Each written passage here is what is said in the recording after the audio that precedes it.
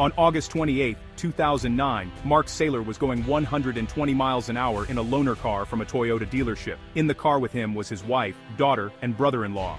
Now this brother-in-law called 911 while in the car, and I have to warn you, what you're about to hear is horrific. 911 emergency, what are you reporting? I'm sorry Stu, going 120. Mission G, Mark was trying to brake, but the car wasn't slowing down. We're in trouble, there's no breakaway. Half a mile, the freeway was ending, and they were approaching an intersection with stopped vehicles. We're approaching intersection. Hold on. Shoot. Hello? To avoid hitting other vehicles. Toyota's problems. Mark drove the car off into a ravine, and all 4 passengers were instantly killed. The recording of the 911 call went viral, and everyone, especially the relatives of the family, blamed Toyota. The 911 call lasted just 17 seconds. According to reports, the mounting troubles at Toyota just kept increasing.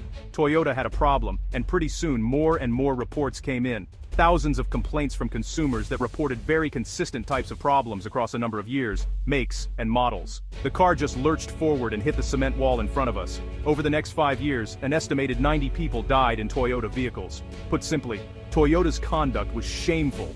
It showed a blatant disregard for systems and laws designed to look after the safety of consumers. Since everyone blamed Toyota, the company ended up recalling 10 million vehicles in just 2 years. They paid a $1.2 billion fine to the United States government and spent another $1.1 billion on a class action lawsuit. But what exactly went wrong in the Mark Saylor incident? And was this really Toyota's fault, initially? So, what went wrong? The incident was blamed on floor mats, and for good reason.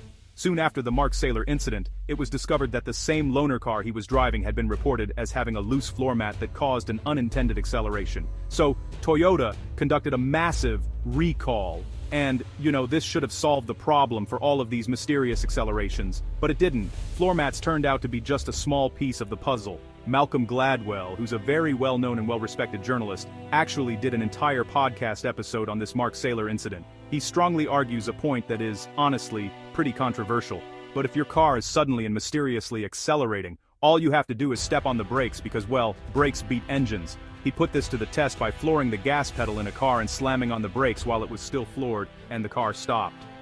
Car and driver did the same. Car and driver found that brakes overpower engines, stopping even powerful cars. So why couldn't Mark Saylor stop his car? In unfamiliar cars, drivers sometimes press the gas instead of the brake, called pedal error. Data shows in most cases the brake pedal wasn't even touched. Pedal error is more common than you think. We thought Mark Saylor's case was closed, but new evidence revealed a fatal flaw: power-assisted brakes. These brakes work unless you lift your foot off the pedal, even once. Do that, and you lose power assist. Suddenly stopping becomes nearly impossible. Mark Saylor wasn't the victim of pedal error, but of a deadly design flaw.